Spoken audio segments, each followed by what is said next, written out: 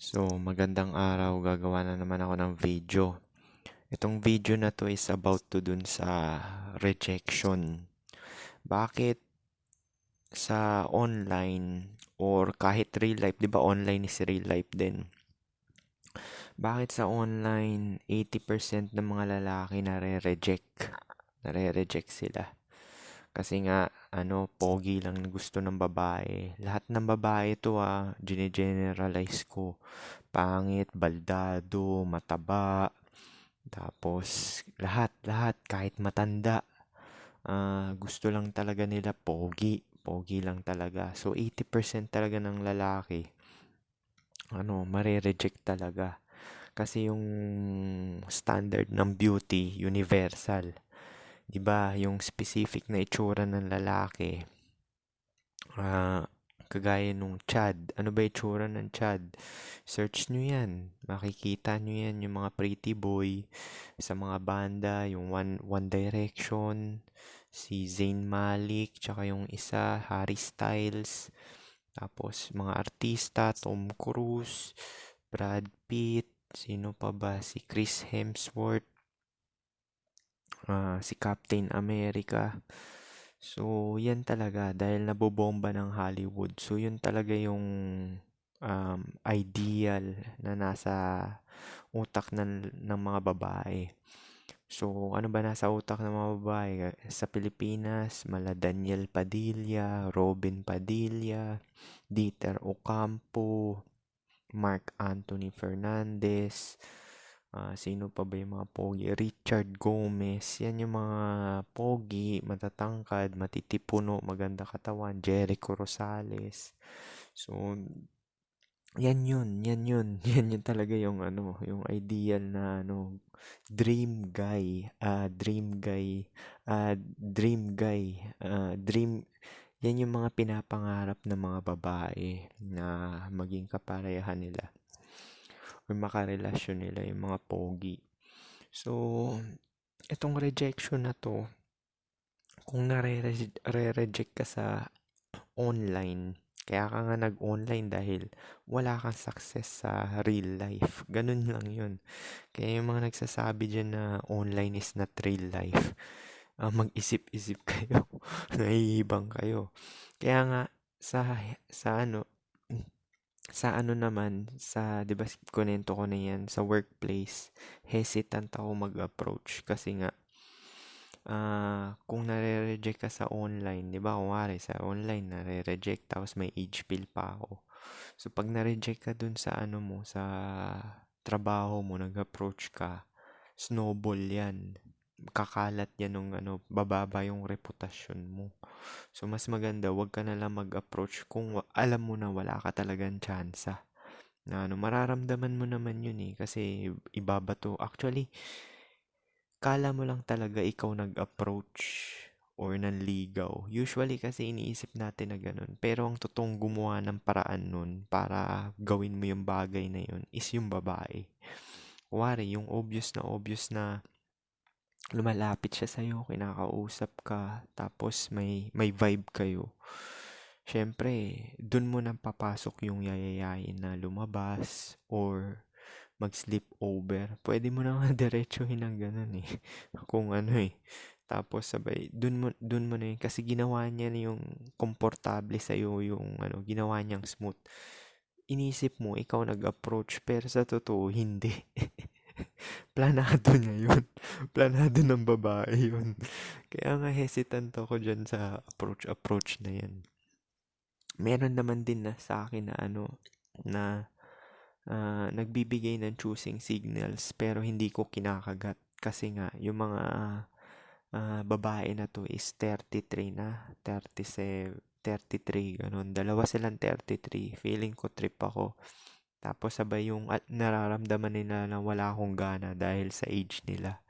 So, parang naiinis sila ganun. Parang naiinis sila. Mga katrabaho ko yun So, yun yung ko na kasi nga alam ko naman pakay nila dahil alam nila yung profession ko.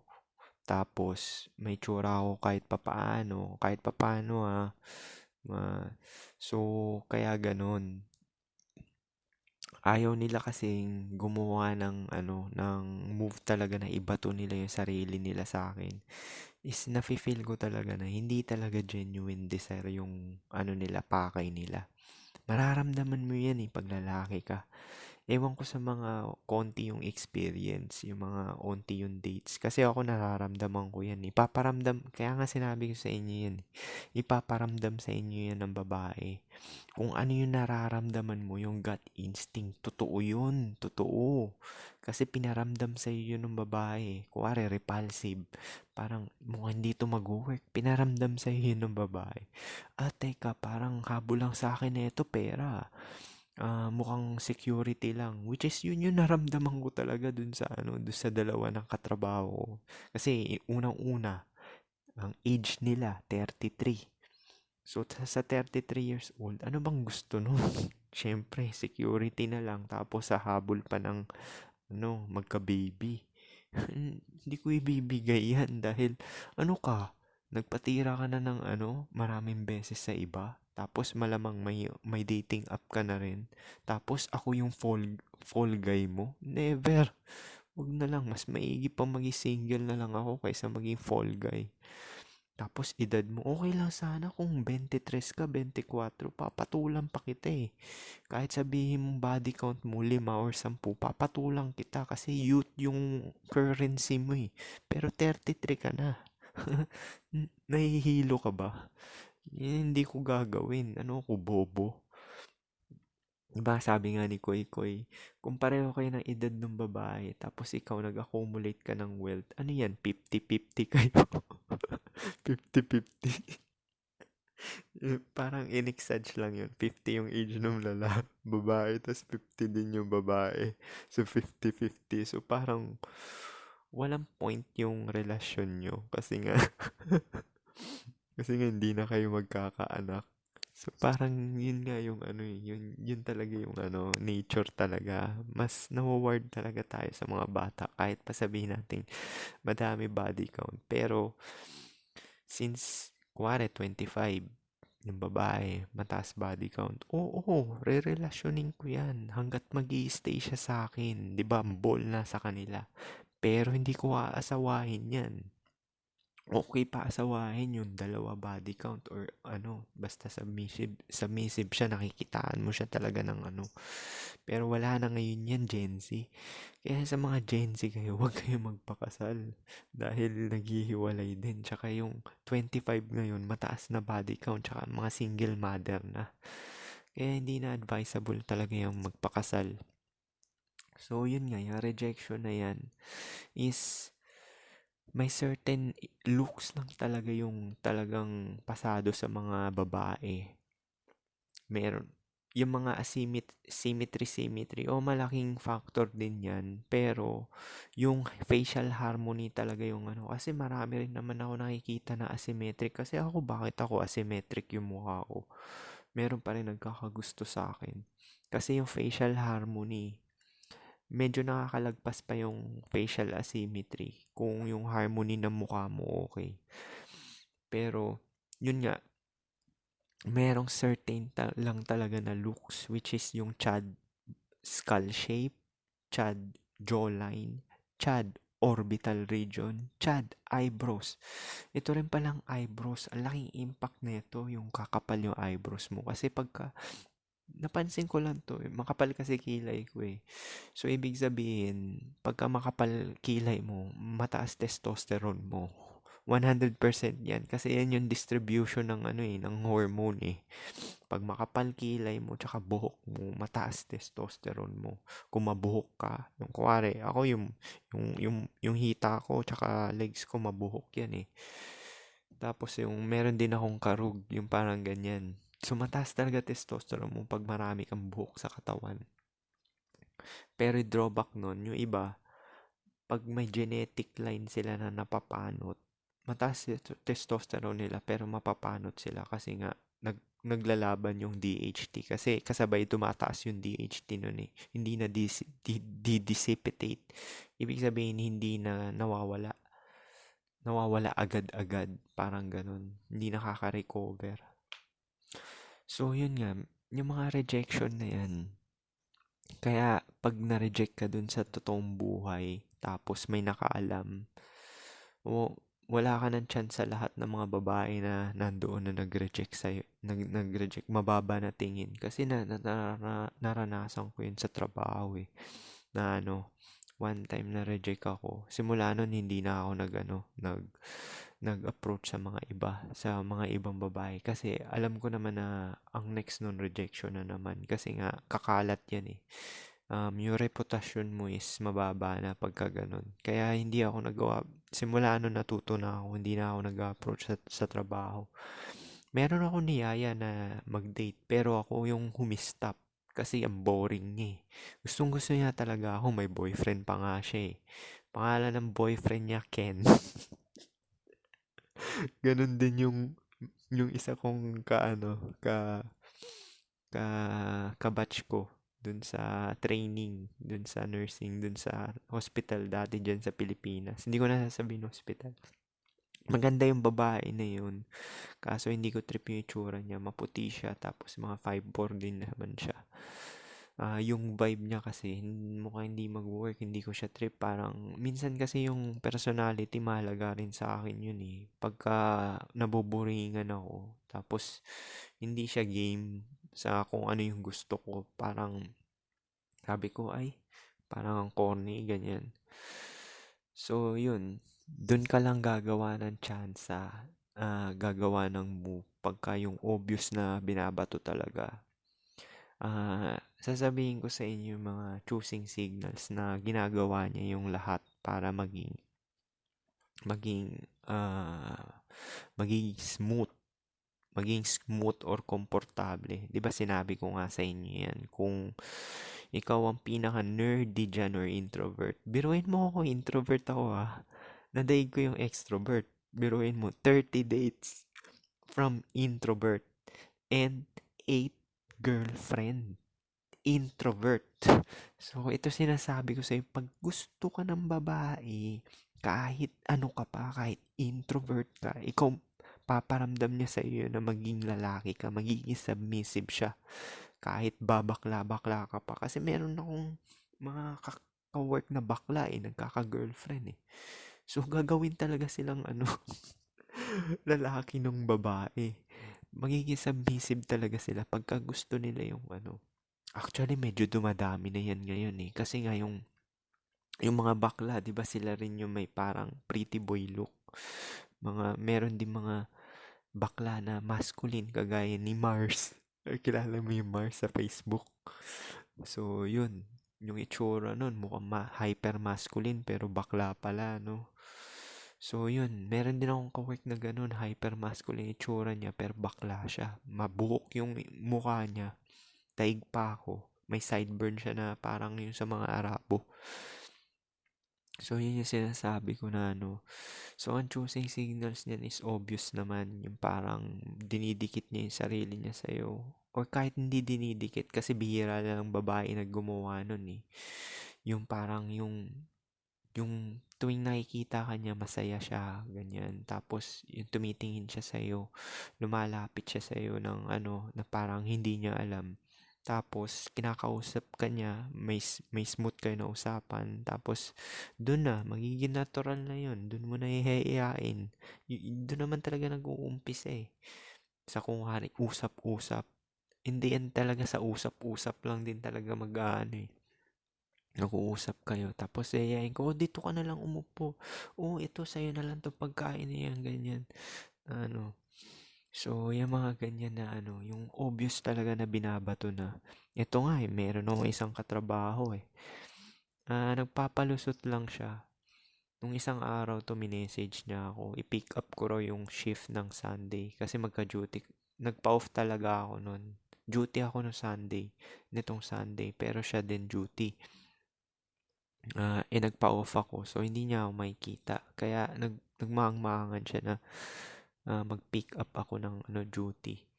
So yun, obvious na yun na bag ko na talaga. Kaso nga lang, kaedad ko yun 37. Pwede ko siyang tira-tirahin or something. Kaso, may asawa na kasi Kaya ayoko na sabit na ganyan mamaya. matanggal pa ako sa trabaho dahil lang sa kalibugan. Medyo may control naman din ako dahil kahit mataas testosterone ko, logical din naman ako na tao dahil marami na akong experience na ganyan eh. So yung experience ko nangingibabaw kaysa kalibugan. Biruin mo kasal ka, tapos sabi, yan yung sinasabi ko sa inyo. Gusto mo minsan nga kaso ayoko i-text dahil pruweba eh. Sabi sa iyo pag kumilos ako parang ninja, wala kang makikitang butas sa akin. Wala, hindi nyo ako makikitahan ng butas kasi yung personality ko INFP. Ibig sabihin, sa isang senaryo, nakaka-extract ako ng 100 possibilities na mangyayari. Ito posibilidad pag hinit ko yung babae na yon, yung katrabaho ko. Unang-una, kampante ako dahil hindi ko naman siya maaanakan dahil may parikosil talaga ako. Maliit tsansa pero pwedeng mangyari. So, maliit na tsansa yon, yun yung isang unang possibility. Pangalawa, hindi ko naman siya siseryosohin, ihihit ko lang naman siya eh. So, mamaya ma-attach siya, guluguluhin niya ako dito, punto-puntahan niya ako dito. Tapos, mahirap pa nun, mamaya, baliktarin niya pa ako, reklamo niya ako doon sa trabaho. Tapos, ito yung mga message niyo, papakita. Kaya hindi ako nagme-message eh. Kahit yung ka-FWB ko, hindi ako nagme-message na, oh tara, SEX tayo, ganyan. Sinasabi ko lang, baba siya dito, ganun. Pero yung mga chat-chat na sweet-sweet, hindi rin ako nagme-message niyan. Basta ka FWB, yun lang talaga yung pakay ko. Yun lang talaga yung may message ko. Ganon din ginawa ko dun sa mataba nung 24 years old ako eh. Magkikita lang kami pagka gagawin namin yung act na yun. Pero hindi ko sinasabi yung word na SEX kasi maingat talaga ako na lalaki. Pwede mong gamitin talaga sa'yo yan eh. Yung text-text na yan kasi uso na ngayon, SS. Tapos yung video call, hate ko rin yan. Yung 6 years ko na nakarelasyon, hindi kami nagvi-video call or yung parang call-call kasi nga, pwede rin i-record yan. So, ganyan ako mag-isip na masyado akong pulido na maingat. Kaya nga tong channel ko, nakaka-extract ako ng mga information. Yun, kagaya niyan, topic ko na to yan, rejection. Naano ko yan kay Rolo Tomasi. Nanonood ako ng siya red pill content siya. Pinapanood ko yan. Pero, ano rin siya, similar din siya sa black pill na pag may certain looks talaga na nare-reject talaga. Tapos kakalat pa yan. Yun ang masaklap. Kasi yung rejection, yan yung opposite ng pre-selection. Yan yung sinasabi ni Rolo Tomasi. Di ba may pre-selection? Dahil wired yung mga babae sa may certain na lalaki, 'di ba yung mga friend? 'Di ba nga yung mga friend nga yung nagva-validate. Dahil sinagot niya yung lalaki na yon, yung friend ng babae na yon is na rin parang mag-a-agree na rin. Pero meron iba din mga friend na hindi nag-a-agree kasi yung friend ng babae is may certain look siya. Ibig sabihin yung babae na yon na kaibigan ng girlfriend mo, may certain look siya na gusto. Kaya hindi siya sang-ayon sa napili mo. So yun lang yun. Tapos, syempre, kung yung isa na namang friend niya, so hahanap na naman siya ng isang kaibigan. Pag yung isang babae na naman na yon hindi rin agree sa'yo, may posibilidad na i-reject ka. Kasi nangyari rin sa akin yan sa first girlfriend ko, ganun. Na ganun, tsaka tong latest na ka-FWB ko na hindi ako trip nung mga kaibigan niya. Tsaka less effort ako tsaka nandito lang ako sa bahay. Hindi ako nag-e-effort sa kanila. So, malaking factor yung pre-selection, tapos yung mga agreement ng mga babae, yung mga friends nila. Pag nag-agree yung mga friends nila, dun ka papasa, yung parents niya rin. Tapos, kailangan talaga maging full package ka eh. Kaya naman, siguro kung looks lang to, tapos yung edad ko, edad ko na to ngayon, 37. Tapos wala pa akong profession na medyo malaki kumita kahit papano. Wala talagang papatol sa akin or kahit na mag-hit na babae magpaparamdam na ganyan. Wala talaga, wala. Kasi hindi siya pang long term yung yung security, 'di ba may age kasi ng selection yung babae. 18 to 25 looks ang nangingibabaw diyan dahil yung hormone nila, which is naka-wired talaga yung primal instinct nila. Wired talaga for reproduction, mabilisan, fast pace. Our selection strategy yan na reproduction. Tapos pag nag 25 na sila hanggang pataas, case selection na yan. Sure, gusto pa rin nila pogi, pero wini-weigh nila yan. Kailangan may stable job ka, tapos meron kang pang-backup. Kasi age pill nga, di ba? Age pill. Yun yung sinasabi ko. Kaya yung mga bata-bata pa, okay lang na mag-grinding kayo para sa sarili nyo. Para sa sarili nyo. Yun yung focus nyo, sarili nyo. Siyempre, pagka sarili mo yung inuuna mo, ayaw mo naman maging empleo habang buhay, di ba? Kahit papaano. So, pa-priority mo yun. Tapos, pag nakita ka ng babae, oh, tangina, ito, beta box kak to. Dito ako sasama. Gagatasan ko yung Tapos, normie ka, hindi ka chad. Nakita ng babae. Yun yung sinasabi nila. Yun yung sinasabi nila sa red pill, di ba?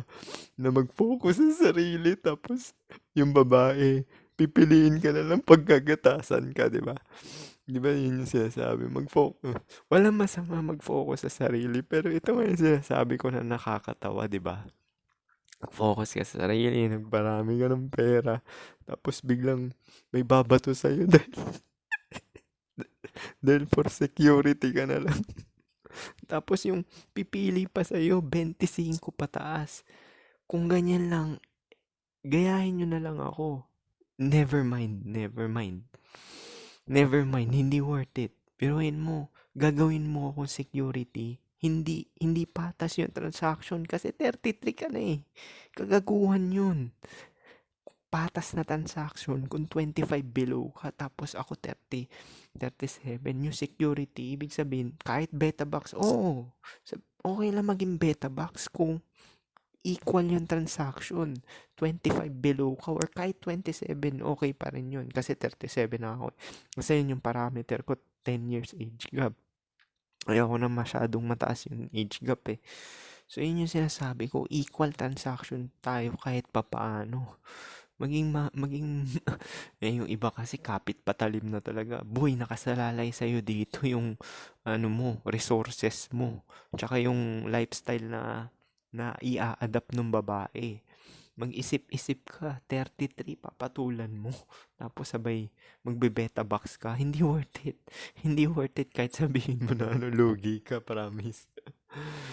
Tapos pareho na rin kayo masakit katawan. Yan yung sinasabi kay Koy Koy, 50-50.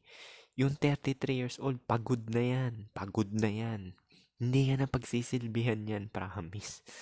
Hihilata na lang yan. So, kinuha ka na lang yan, tas pang lifestyle. Biruin mo yung 37. Maghanap kayo ng 37 years old na babae na kasing itsura ko, na fit, na slim, na bihira ka makakita niyan. 25 years old na babae, nag-i-start na yan tumaba. Kahit na single pa yan, walang anak. Dahil sa kinakain ngayon, lifestyle, yung screen time. Totoo yan sinasabi ko ngayon. 25 ngayon na babae, ang tataba na. Kaya yan yung sinasabi ko sa inyo na So, paano? Yung rejection na yan sa real life, kung na-reject ka na ng once, huwag ka na mag-try kasi kakalat na yan. Tsaka gagawa ka lang ng move pagka obvious na obvious na. So, paano yun lang? Peace.